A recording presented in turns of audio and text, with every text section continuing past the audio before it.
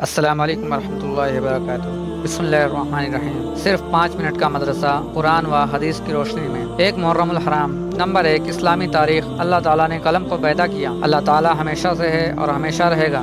ہر چیز کو اللہ تعالیٰ ہی نے پیدا کیا اور ایک دن اسی کے حکم سے ساری کائنات ختم ہو جائے گی۔ قرآن پاک میں اللہ تعالیٰ فرماتا ہے کہ ہر چیز ختم ہو جائے گی اور صرف آپ کی عزت و بزرگی والے رب کی ذات باقی رہے گی۔ سورہ رحمان آیت نمبر 26-27۔ حضرت عبادہ بن صامت رضی اللہ عنہ بیان کرتے ہیں کہ رسول اللہ صلی اللہ علیہ وسلم نے فرمایا، اس دنیا کی تمام چیزوں میں سب سے پہلے اللہ تعالیٰ نے قلم کو پیدا فرمایا اور اسے لکھنے کا حکم دیا تو اس نے عرض کیا، اے میرے رب، میں کیا لکھوں؟ اللہ تعالیٰ نے اسے قیامت تک کی پوری کائنات کی تقدیر لکھنے کا حکم دیا۔ ابو داؤد۔ پھر اس نے اس وقت سے قیامت تک ہونے والی تمام چیزوں کو لکھ دیا۔ ایک دوسری حدیث میں ہے، رسول اللہ صلی اللہ علیہ وسلم نے فرمایا، اللہ تعالیٰ نے مخلوق کی تقدیر کو زمین و آسمان کی پیدائش سے 50,000 سال پہلے لکھا ہے۔ مسلم۔ اس وقت سے قیامت تک دنیا میں جو کچھ ہوتا ہے یا ہوگا، قلم ان چیزوں کو باحکم خداوندی پہلے ہی لکھ چکا ہے۔ نمبر 2، اللہ کی قدرت۔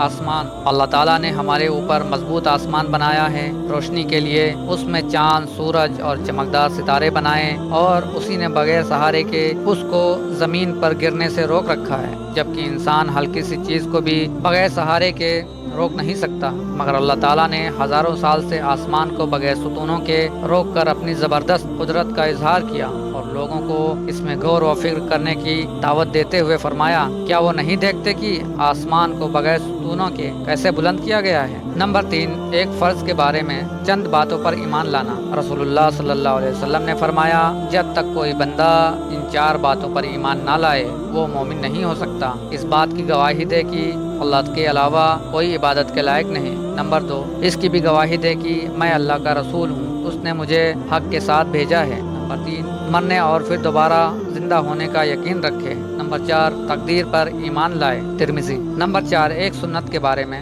سنت پر عمل کرنا۔ رسول اللہ صلی اللہ علیہ وسلم نے فرمایا، جس نے میری سنت سے محبت کی یعنی اس پر عمل کیا تو اس نے مجھ سے محبت کی، اور جس نے مجھ سے محبت کی وہ جنت میں میرے ساتھ ہوگا۔ نمبر 5، ایک اہم عمل کی فضیلت، صبح کے وقت دعا پڑھنا۔ رسول اللہ صلی اللہ علیہ وسلم نے فرمایا، جو شخص صبح کے وقت یہ پڑھے گا شام تک وہ شیطان سے محفوظ رہے گا۔ اعوذ باللہ السمیع العلیم من الشیطان الرجیم۔ ترجمہ، میں شیطان رجیم سے اللہ تعالیٰ کی پناہ چاہتا ہوں جو سننے والا اور جاننے والا ہے۔ نمبر 6، ایک گناہ کے بارے میں، پڑوسی کو ستانا۔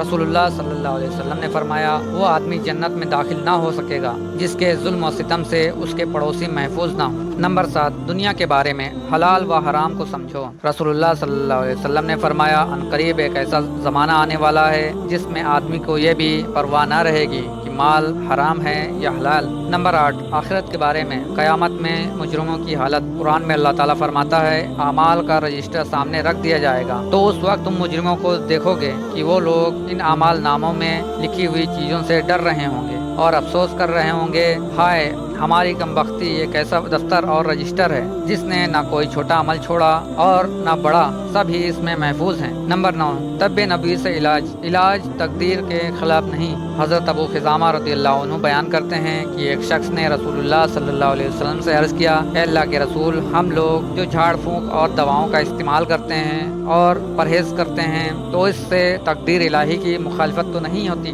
رسول اللہ صلی اللہ علیہ وسلم نے فرمایا، یہ بھی تقدیر الہی ہے۔ نمبر 10، قرآن کی نصیحت۔ قرآن میں اللہ تعالیٰ فرماتا ہے، یہ کلام بڑے رحمان اور نہایت رحم کرنے والے کی طرف سے نازل کیا گیا ہے۔ یہ ایک ایسی کتاب ہے جس کی آیتیں صاف صاف بیان کی گئی ہیں۔ ایسا قرآن ہے جو عربی زبان میں ہے، ایسے لوگوں کے لیے ہے جو سمجھدار ہیں۔ یہ قرآن خوشخبری دینے والا اور عذاب سے ڈرانے والا ہے۔